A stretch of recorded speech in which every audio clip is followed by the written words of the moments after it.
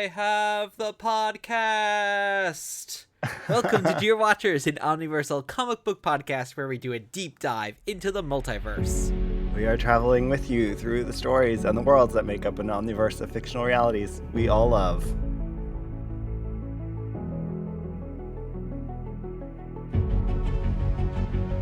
And your watchers on this journey are me, the most powerful man in the universe, Guido. And me, Rob. I gotta be the villain, right? And before we begin our trip through some films and comics today, Guido, what's new in our little section of the multiverse? Well, this was inspired by the fact that we've been organizing a lot of film screenings in real life, in person. Yeah, if anyone is in upstate New York, then they can come see some of the wonderful movies we've done. And we've done actually a lot of comic book adjacent or just comic book movies as a whole. Yeah. A couple of Batmans. Yeah. And we put together great pre-shows and we have a lot of fun. Sometimes there's even vendors and a marketplace set up, and it's been a great time. And this was our most recent one recording movie that inspired this episode. And if you are joining us for our first time, we have 3 parts of our journey through the multiverse today: origins of the story, exploring multiversity, and pondering possibility. So thanks for coming along. And remember, leave us a 5-star review wherever you're listening, and find us on social media at Dear Watchers. And with that, welcome to episode 158, and let's check out what's happening in the Omniverse with our travels to today's alternate universe.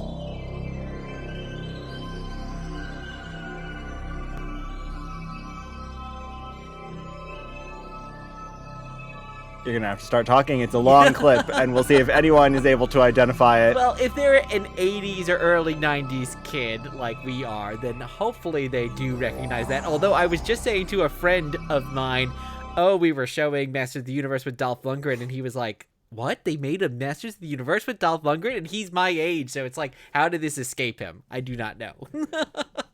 Yeah, but people live in their own worlds. We are climbing Snake Mountain and asking the eternal, or should I say Eternia question: what if He-Man fought to become master of the multiverse? And what if it spawned a loose sequel to the 1987 film in the process?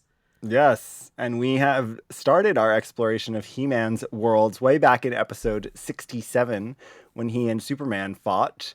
And then we covered his crossover with the Thundercats in episode 93. We interviewed He-Man television show and comic book writer Tim Sheridan on episode 127, and only recently covered She-Ra in episode 155. So we've had a few forays into He-Man that you can go check out. Before you said Tim Sheridan, I thought you were just going to say, and we interviewed He-Man. And I was like, wait, we interviewed the fictional character? No, person who put words in his mouth. And the Earth that we're visiting today is many Earths, in fact, and the prime canon in this one is not totally clear. So I guess it could be like MOTU, which doesn't really work, but instead of MOTU, it's Master of the Multiverse, MOTM. Of course. So Modem. It'll be Modem. Earth Modem. There we go. Of course. There you go. Motherboard. Well, Guido, if people could see your room right now where you're podcasting from, in front of you, there are many, many He-Man action figures all over the place, right? Yeah, including some that appeared in today's comics. Yeah, so you, much more than me, well, although myself as well, you are a real He-Man MOTU aficionado. So what is your background with He-Man in all of his many iterations? Because there have been many. There have been, and we've talked about He-Man and my love of He-Man and She-Ra over the years of this show. But thinking about all the different iterations, there are a lot, and I'm not going to index them now. We're actually going to dive in when we get to our multiverse a little bit more. But I think the toys and the Filmation come first for me, the original Filmation series. I did not watch the New Adventures of He-Man, the space series. I did watch the 2002 series. I did watch the movie, which we're going to talk a whole lot about in just a moment. And I've not even tried the CG Netflix series from the last few years, but we did watch the revival series. And I've read all the comics. And then there are a whole bunch of other iterations that we'll get to today. Like there are German audio plays that create canon that shows up here. I, not speaking German, am not too familiar with those, but I love reading about them. So there's so many different versions, and I love that there's so many different versions, even though not all of them are for me. So even though I have a lifelong love of what most people would consider the original He-Man, I'm happy to see how many different shapes it takes, and I think that informs today's story a lot. So that's why this is a fun episode for me. What about you and all the iterations? What was your entry point? I think was different than mine. That's a good question. I wish I knew exactly what it was, but I have to say it was probably the 1987 film, which we're going to talk about in much more detail in a second. But seeing that on WPIX Channel 11 here in the New York area, taping it, recording it, and then watching it over and over again. That was probably my entry point. My other entry point, and really the only thing from the Filmation series that I really watched, was the He-Man and She-Ra Christmas special. I had that on a commercial VHS, which I would watch every Christmas. So for me, that was my animated one there. And then I did watch the new Adventures of He-Man when he is in outer space. And I had a lot of those toys. Those were my main He-Man toys, because I was a bit too young for the original MOTU line, but I had lots from the New Adventures line. So I think it would be kind of those three. Really the toys more than the New Adventures animated show, the movie, and then the animated And then Christmas it sort of special. ends, because like you didn't read any comics. No. And I don't even know that you knew the 2002 series existed. I did not. No, I don't think so. And then it kind of more revisiting it in recent years, loving the Kevin Smith produced TV shows that ran over a couple of seasons, and kind of getting into some more of the lore, reading more comics for this podcast. But yeah, I still have big Masters gaps in my knowledge. Well, we have a year to fill them before the movie comes out, the new movie. True. Well, let's power up the old cosmic key and head back to Origins of the Story.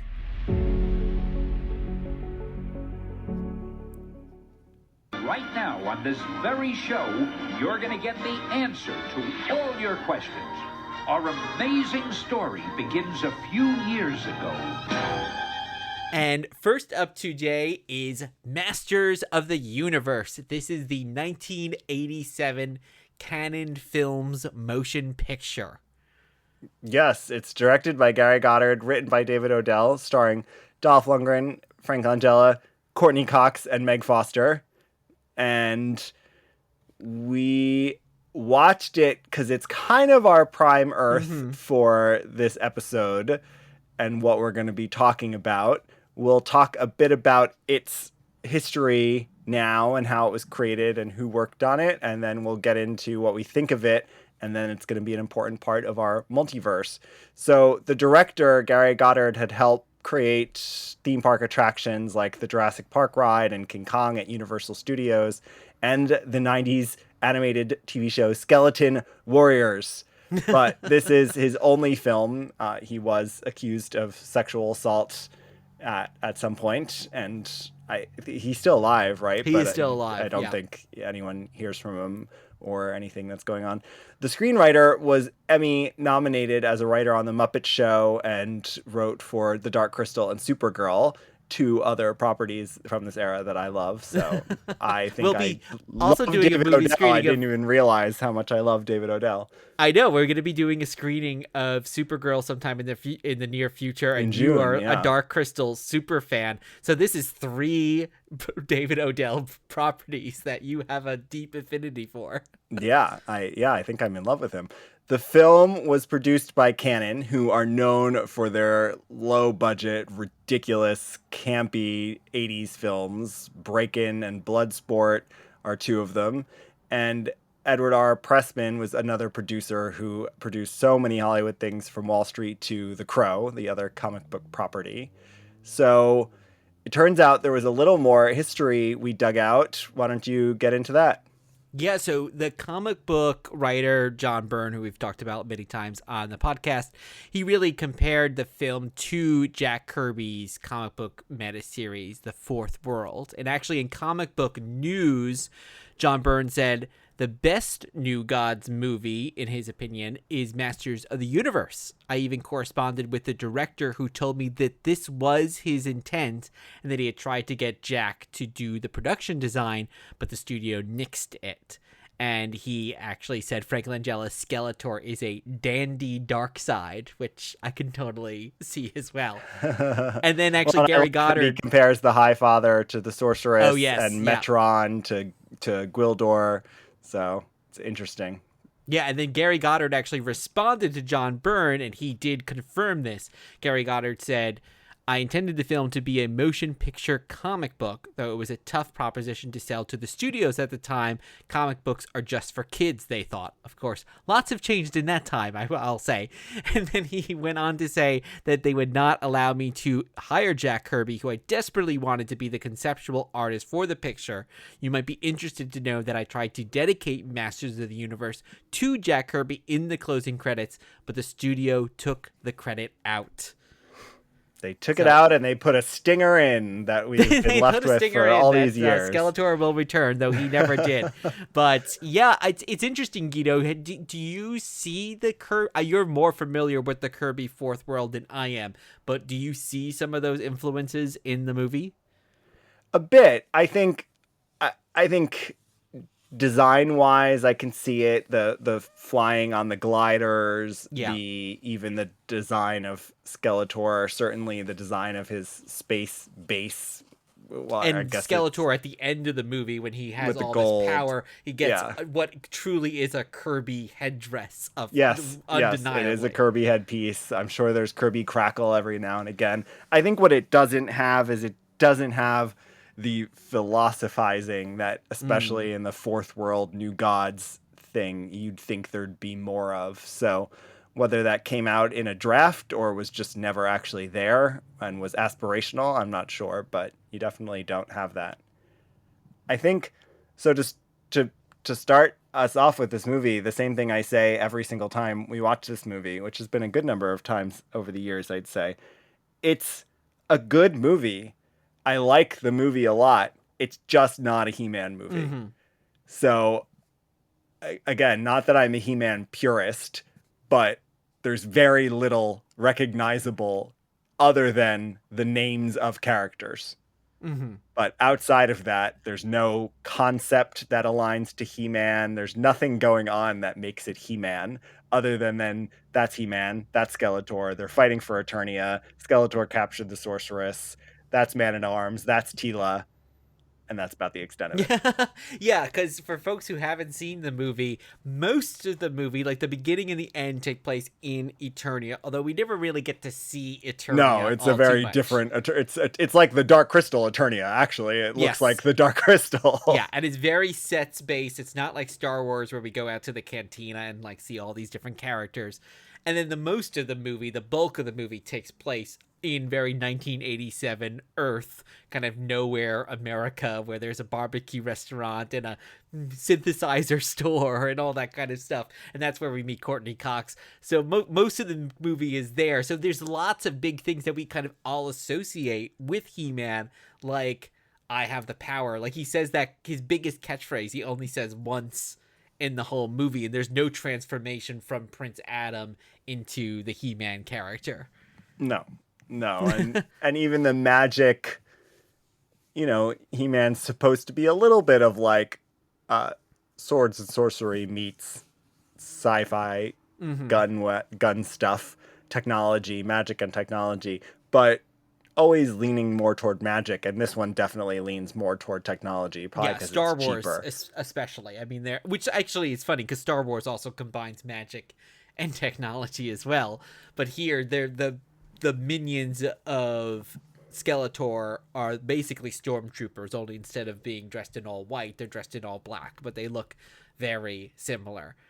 And even the Skeletor's minions are not like the most famous minions for the most part from the animated show or from the toy line. They're kind of like the third tier folks, or even some of them, right, came from like mini comics or obscure other comics. Like they're not the even for I mean most of even the Gwildor ones. had been in something before, so they did mine the Masters of the Universe lore for character names and rough character designs. But again, then it stops. There's Yeah. beyond that, there's no other link to the He-Man mythology that we all know. But what I think it does really well overall, and I think you agree with this, is that it has a really great pacing. I'm going to attribute this to David Odell, since we worked on some of these other movies as well, because it just feels like it moves at a good pace. And one thing I really like about it is that it actually jumps in during the action. So we don't really get any backstory. The sorceress has already been kidnapped. We don't have all of this exposition that so many movies do have today. And I feel sometimes, as much as we love like an MCU movie, they can, I think, sometimes be bogged down by like, okay, we need to kind of explain all this, and they have like these 2.5-hour run times because there's a lot of that kind of filler here. This is like an hour and 40 minutes, and it goes like right in and like doesn't really let up. And I think it knows when to put some humor into the story. It knows when it wants to be a little bit more serious, and it balances all that out really well. Yeah, I think that's the thing. And I'd be curious. I think we've probably certainly off microphone, but I feel like on the show we've talked about that MCU tone and how much it popularized that humor, but it's not a humor that turns things to camp, etc. I'd be curious where it originates, but this feels like it could be one of the early versions of it, because I think a lot of people would call this movie campy. It's not. This No. movie is not campy. This movie is not trying to be silly. It's having fun. There's Is what it's doing. 80s-ness that you can laugh at Yeah, like they now, but drive it's a not pink like, Cadillac and yes. Gwildor cross dresses at one point, right? Like there's little joke, but they're jokes. Like those the are movie is supposed to not be being funny. campy. Yes. Yeah. Yeah. So Yeah. I think that's part of what helps with the pacing is it is just having a lot of fun. Like it's enjoying itself for the most part. Honestly, Dolph Lundgren is probably having the least fun of anyone, but Yes. that might be sort of the role as it's written for him, in that like he's just supposed to be this oiled up, like ridiculous hulking man, and everyone else around him is supposed to joke. You know, Courtney Cox gets to joke, and certainly Tila and Man at Arms get some jokes, and Frank Langella, I don't even know if he gets jokes, but he gets to be really sassy and over the top in a way that you'd Yeah. want Skeletor to be. So Yeah, I would yeah, I almost think it's say a fun. dandy dark side makes sense, because he's not silly in the way that the animated version is, but he's not deadly serious, as we've talked about on this podcast before, where sometimes these villains are way too serious. Like he definitely is having fun. Meg Foster is a great like second banana villain there as well. And there's a lots of like, yeah, I love that. Even Tila, I think, in this most recent viewing stood out to me, because while she doesn't have a lot of lines or a lot to do, I love that she's just always the first one to want to like shoot something or punch someone. It's like a fun little characteristic for this character who otherwise isn't given much to do. But I think that actually all that supporting cast kind of makes up for having your central character, He-Man, be not very well developed. Yeah. So I think it works, but again, not so much as He-Man. And in terms of situating it in He-Man lore, it hasn't been revisited or anything. It does have a stinger. I think it's probably quite an early use of the stinger, Yeah. because it's flat out setting up a sequel, which of Mm-hmm. course never happened.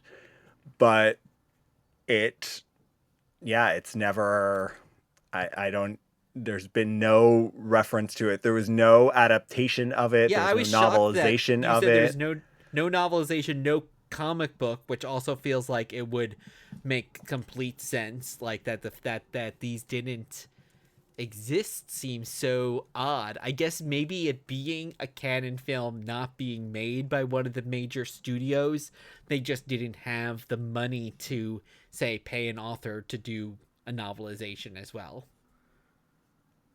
Yeah. Yeah, I don't know why. And there is a comic I've remembered that we have upstairs that Mattel did a 1-issue adaptation, but it's actually it's a loose adaptation, which is even more odd.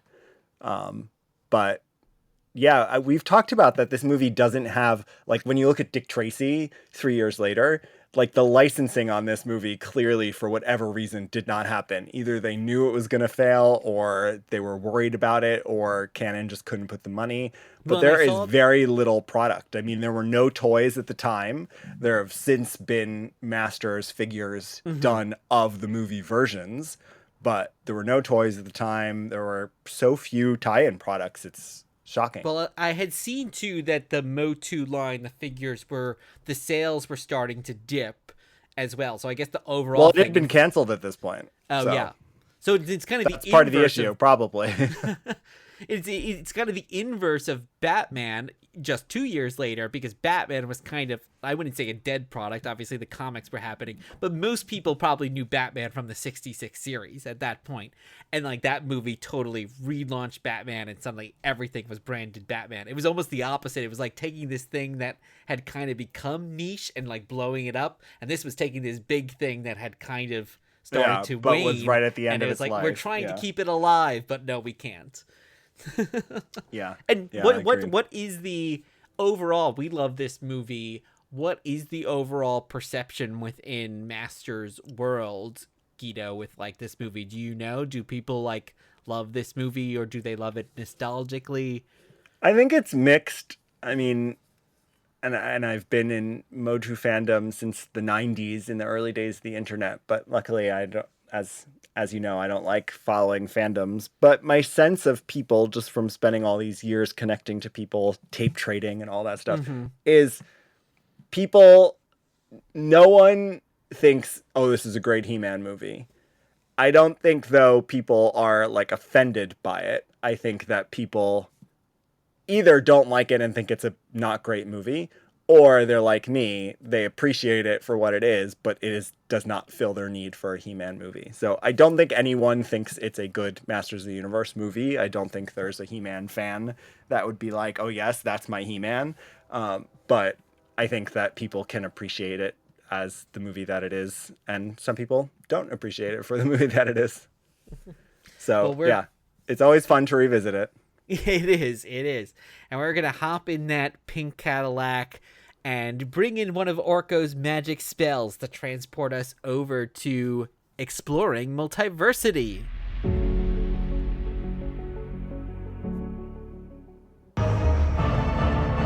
I am your guide through these vast new realities. Follow me and ponder the question, what if? And today we are asking the question, what if He-Man fought to become master of the multiverse? And what if it spawned a loose sequel to the 1987 film in the process? This is He-Man and the Masters of the Universe. He-Man and the Masters of the Multiverse, issues 1 through 6. Modem. Yeah, modem. Exactly.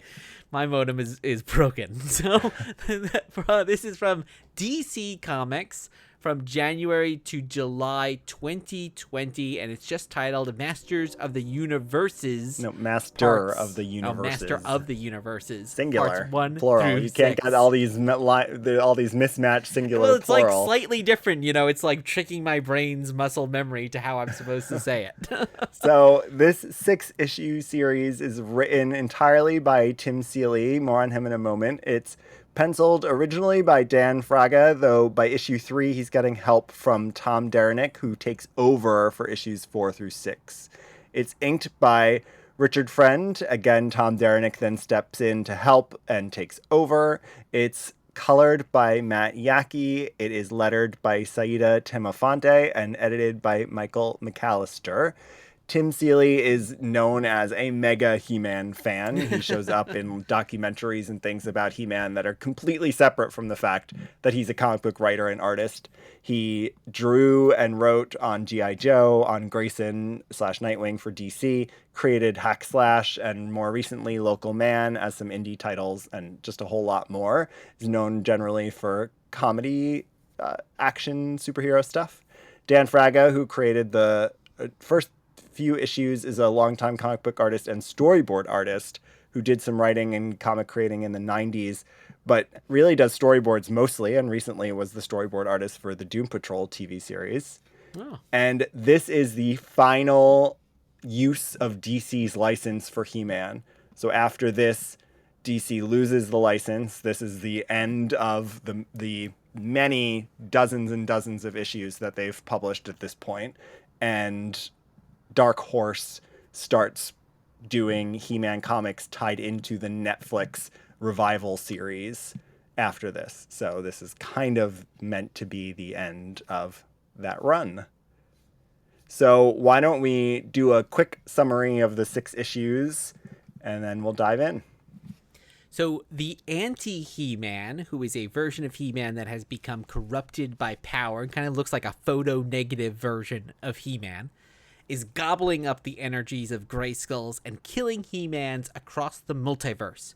So versions of our hero recruit Prince Keldor from the one universe that Keldor doesn't become the evil Skeletor in order to hop around the multiverse trying to stop anti-He-Man. And of course, they encounter very more versions of He-Man and the Masters and Skeletors along the way. Can they stop anti-He-Man before he becomes the most powerful being in the multiverse? And is Keldor always destined to become a Skeletor? You have to read to find out. Or we'll end up spoiling in this discussion. Yeah. So What was if the you don't want newest to be comics? spoiled. I didn't want to give it all away in case people Newish? want to read. 5 years? Just because you have comics sitting on your reading pile for 5 years doesn't mean the rest of us do. That's true. That's So- true. There are a lot of worlds that we see here, and to get us started in the lore before we talk about the story and our reactions to it, even just the use of anti-He-Man and anti-Eternia, this comes from a German storybook audio tape that was released between 85 and 87. So that is where we are with Tim Seeley's use of lore here, which we can talk about if we think it weights it down or helps it. And so this is a character that has never been in any other iteration, no concept, nothing that he pulls out. And of course now there's toys of it, stuff like that. So And I it's so assumed cool. he made it up, like, until you told me, oh no, this comes from we have the toy upstairs. I didn't even know that we had the toy. So he also gets to include 1989's New Adventures of He-Man, the Filmation original cartoon He-Man, of course. We step into the mini comics world at one point, which is sort of the prime Earth that anti-He-Man is trying to get the power from, because that'll help him essentially break the source wall if we realize he's just Darkseid. The Tapper of Grayskull iOS game. So this was the iOS game probably from the 2010s that like was the first recurrence of He-Man that you played, and you just had to like tap the screen constantly to have He-Man beat people up. That we probably see the DC Comics world briefly. I think that He-Man at the end, which I want to talk about, might be the one from the comics that we've already covered.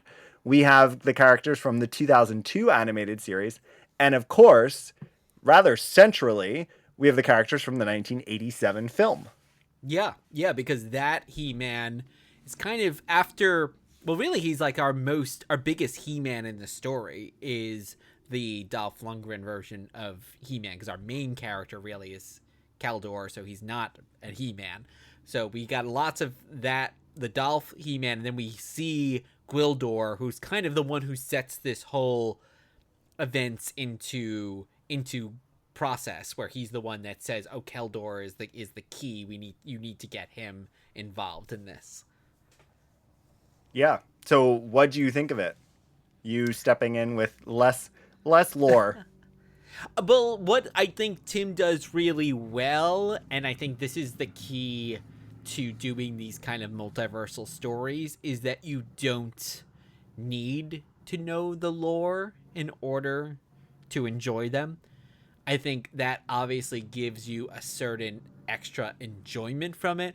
But for example, like when we get to the mini comics version, this is a more serious, it's like the Filmation version, but serious kind of like, and like I didn't need to have ever read the mini comics because I haven't, just to understand this or appreciate it. I could just take, oh, this is kind of like the Conan version of He-Man, but I don't need to have actually read the source material in order to get that. So I think in that way, it very much all stands on its own.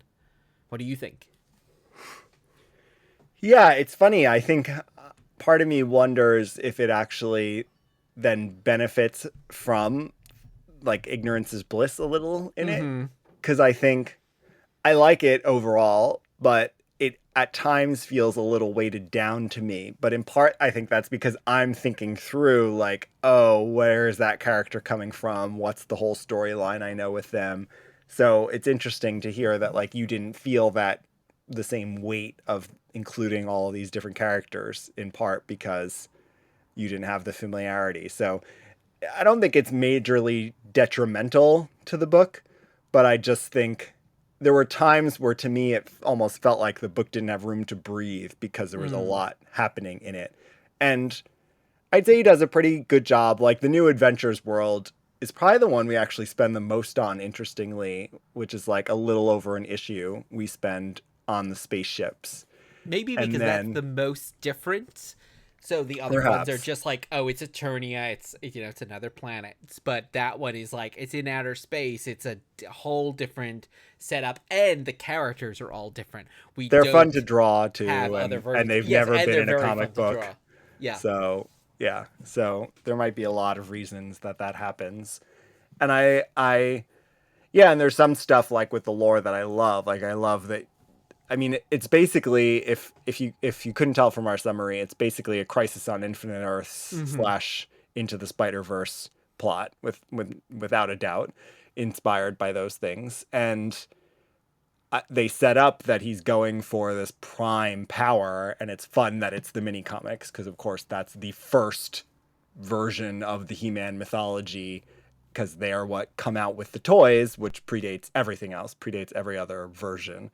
So there's little stuff like that, almost meta, that I feel like he's doing, even with the Tapper of Grayskull. So the Tapper is a little cartoon character, and he dies, he gets killed, and in the end, they are like honoring him, and there's some line in there about like, well, at least he like brought us to the masses or something like that. And I'm like, oh, this is definitely a meta line about the fact that like this silly little video game came out, but at least it's getting the brand out there again. So I think Tim Seeley, being such a fan, again, for better and for worse, has a lot of those little meta storytelling things in there. In the Filmation world, because Keldor is like saying like they're always learning lessons here. They have every day they have a different moral. Yeah.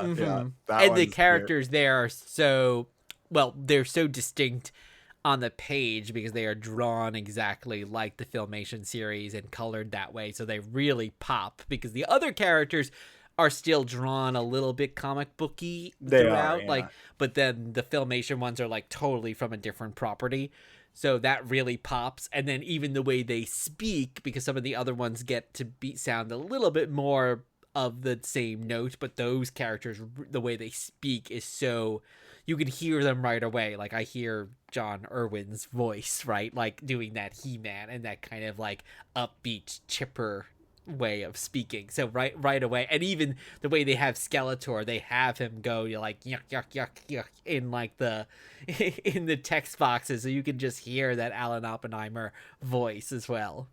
Yeah, I agree. It's really fun when they get brought in. The other one that I want to mention before we get into the movie, since that's our focus today, is the one who comes through, who I think is, his costume is the one from the DC title that we read. And the DC title doesn't end with this, but I don't know if you noticed that they talk about how the one that comes in, and he's the one who opens it's essentially like an Avengers Endgame portals moment. He opens the portal and all these different versions of He-Man start coming through. And it turns out that he has actually found a way. It's very much the finale of Buffy, because he has found a way to give everyone the power of He-Man. So it's no longer the chosen one. He's sharing the power. And which means anti-He-Man can't just go after one of them. He kind of has to go after all of them, because they all have the power of Grayskull together. Yeah, so it's fun. I love that twist, and again, I'm sure it's directly inspired by Buffy, and I like that it's probably the DC Comics version doing it, since this is kind of the heralding the end of the DC Comics version. But so let's get into the movie characters, and let's first explain what we mean by this kind of being a sequel, because we actually get more information about the movie universe than any other canon has ever given us, I think. Yeah, they actually talked about the fact that the war has continued to rage on. And I was thinking, Guido, do you think this is even a reference to the fact that at the end of Masters Exactly. That Skeletor is not dead. Yeah, Skeletor is not dead. He comes back, and like that, the war has continued there. Right. So the peace we have at the end of the movie doesn't remain. They're continuing to war, and it's made the Dolph Lundgren He-Man quite a cynical He-Man, because he's been at war for so long. And then we even find out other backstory.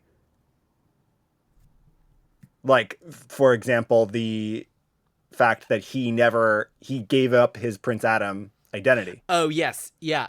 I mean, what's so interesting, and it actually goes back to your initial point about the fact that the '87 movie isn't really a Masters movie, because we don't have Prince Adam, we don't have him like a transformation sequence, and now it is explained that he gave up the Prince Adam, and that instead of like taking the sword and turning into He-Man every time, he basically turned into He-Man once. He was like given the power once, and then it like has stuck with him. So it's very interesting that Tim is kind of actually retrofitting this all from the '87 movie to like make a lot more sense, actually. Make it a little bit more He-Man in that way, because it actually gives it more backstory.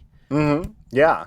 And then in terms of the continuation of this world, in the final page, when we see all of the He-Mans returning to their different universes now that this threat has been removed, we see Teela, Man-at-Arms, and we see a new character who is designed here, but set in the movie universe, which is the most interesting part.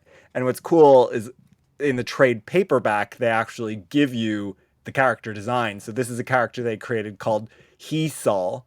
And He-Sol is a black He-Man with the battle armor He-Man chest plate on.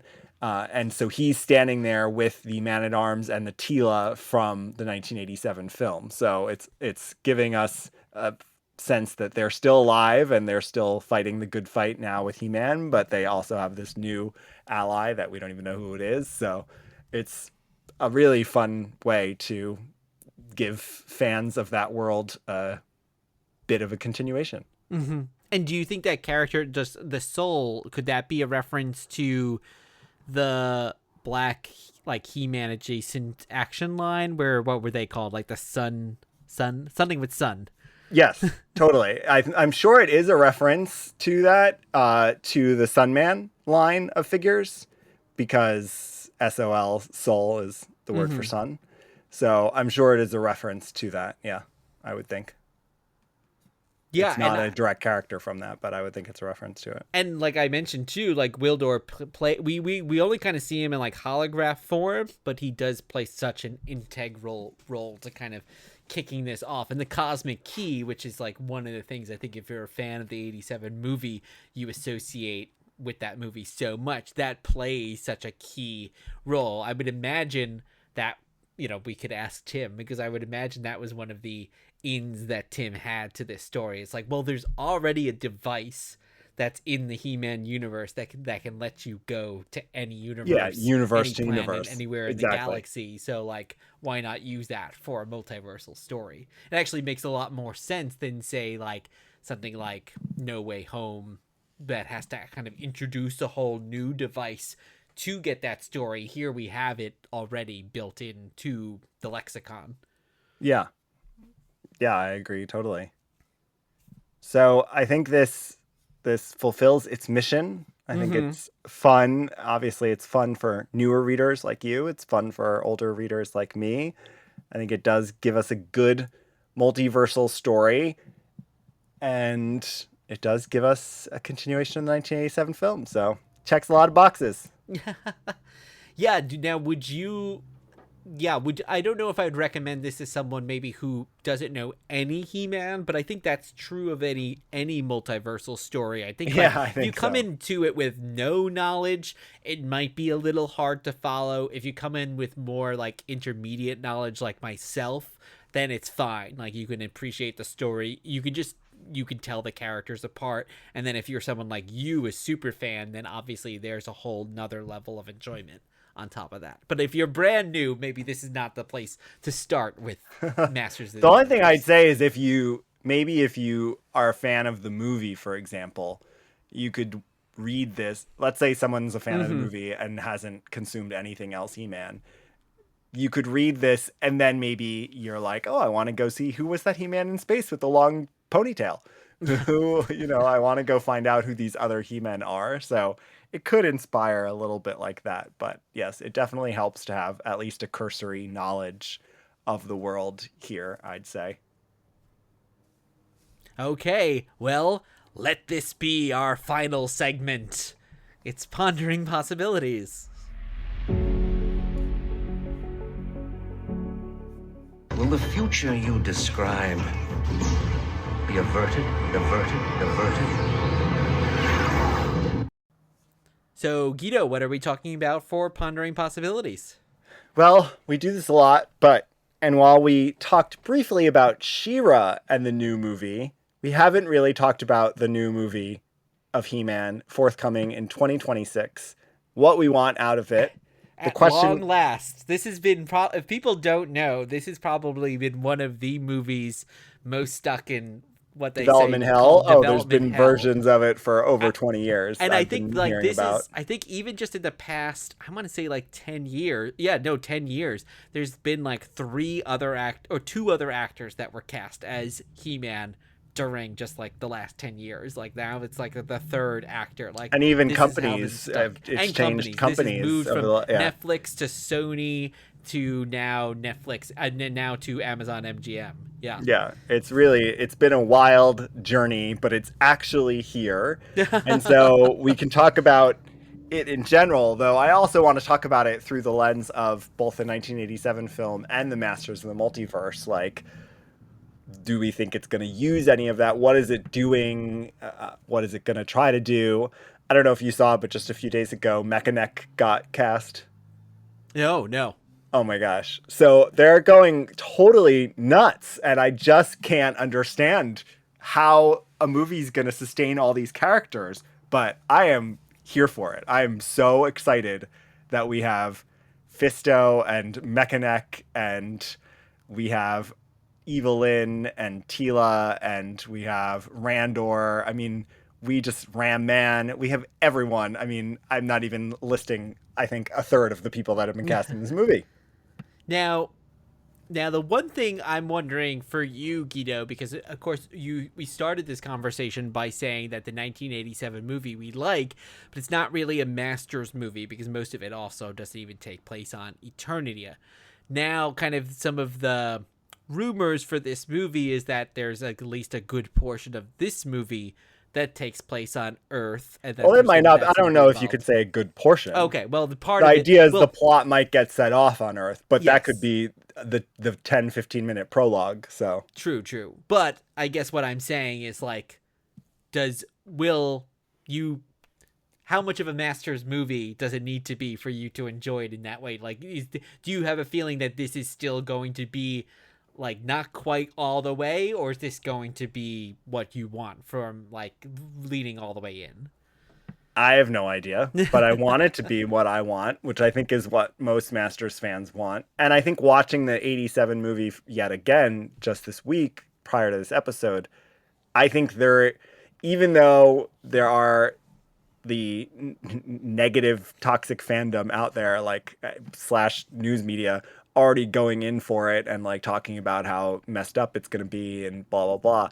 I don't think it's going to take place on Earth. There's no way you can be casting Mechanic and Ram Man and have this movie take place on Earth. And then watching the 1987 movie, part of the issue with that movie, and this was, I think, mainly driven by budget, is that entire movie takes place on Earth.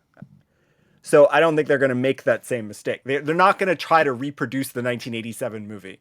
I would think Yeah. someone smart enough exists in this chain.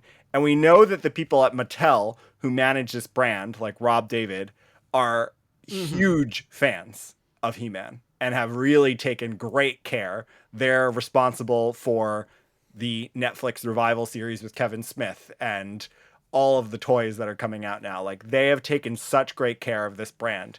I don't think anyone is going to recreate the things that make the 1987 movie not a MOTU movie.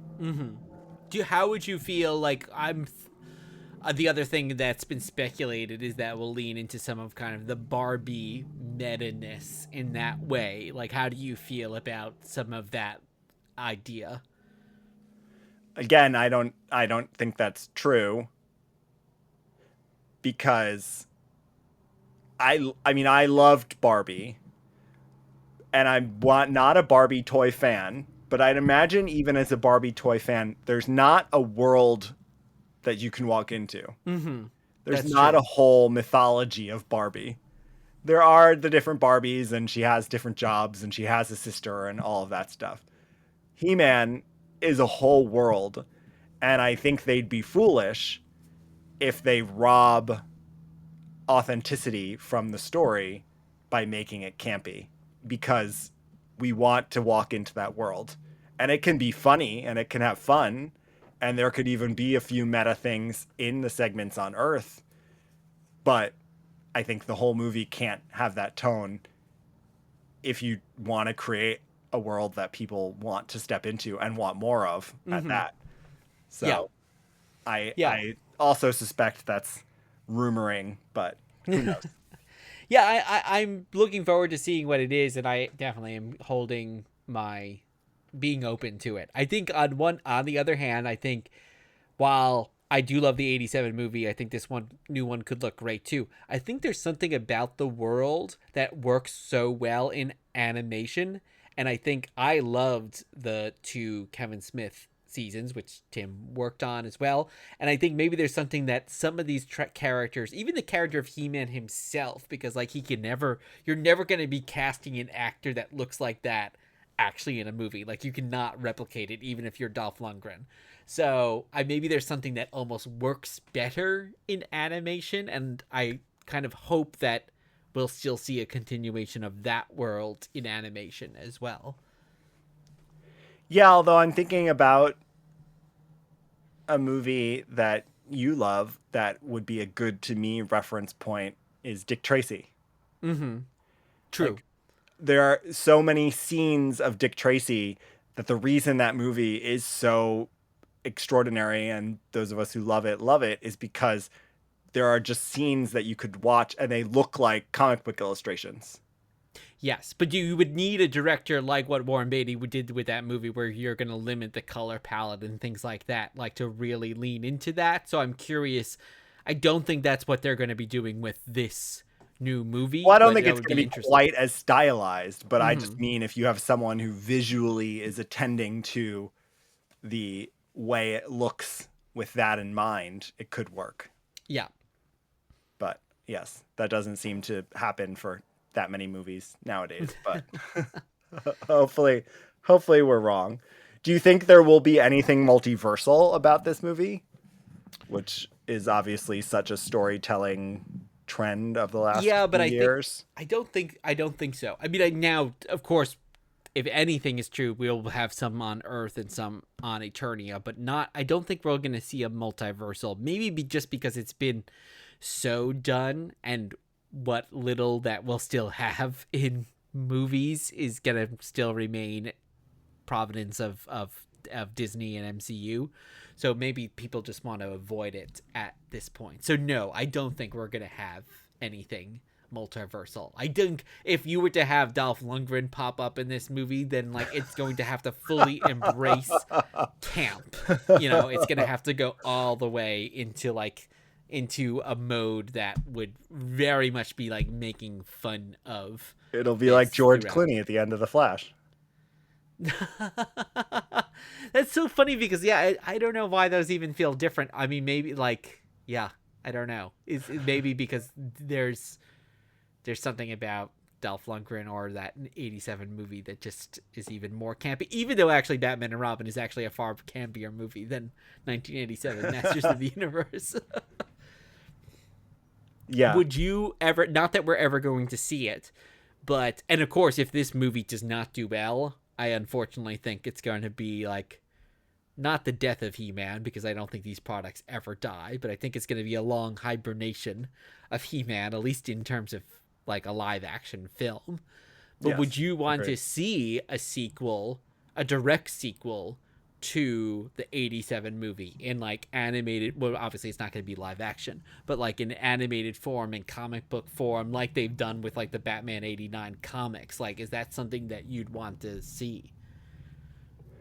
I think a comic would be interesting, and I think only if it continued down the path that Tim Seeley took us on in this miniseries, where you're building that world out.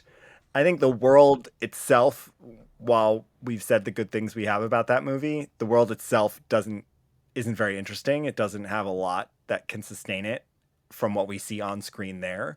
Like, we don't know anything about even why all these people are reporting to Skeletor. Like, we don't know anything about anything. There's no backstory, which is part of why the pace probably works so well.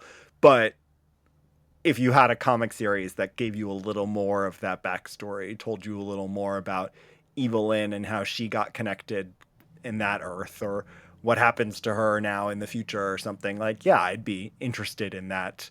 Not a movie, though, certainly. I think a comic would work. Yeah, I'd love to see a comic continuation, and maybe if this new movie is a big success, they'll go, well, let's like go back to one of these other He-Man properties and tell like a new story through it. Like, I could totally see that happening there. Well, and since this series that we read here, there have not been original He-Man comics coming out that have not been tied to a property. So every comic since this has been tied to the Netflix series, either a prequel or like a taking place in the world of kind of thing. So there is the potential. I don't know where the license is. I don't know if Dark Horse still has it or if Dark Horse just got it for the Kevin Smith series. But there is the potential that when this movie comes out next year, it could spawn a new comic book series or a whole new comic book world of He-Man, which I'd be very excited for. So we shall we'll see. I don't remember when the new movie is coming out. I'm It's a summer release next year. I don't remember when, but I'm still thinking it might like have some like, it's been so cursed that like something is gonna happen right before it comes out. I or don't that know. Amazon I mean, will like. they showed footage at CinemaCon, and again, now that last week having Mechanic get cast, like they've gone so deep down their list of characters that it's like, oh, this is actually happening. They are filming. Well, tell that to the Batgirl movie. So. Oh, that's a terrible curse to put on it. All right, well, that is a wrap. Dear watchers, thank you for listening. I've been the most powerful man in the universe, Guido. And I have been Skeletor. The reading/viewing list is in the show notes. Follow us online. Go check out our episodes at dearwatchers.com. Leave us a 5-star review wherever you listen. We'll be back soon with another trip through the multiverse. In the meantime, in the words of MOTU, keep pondering the possibilities.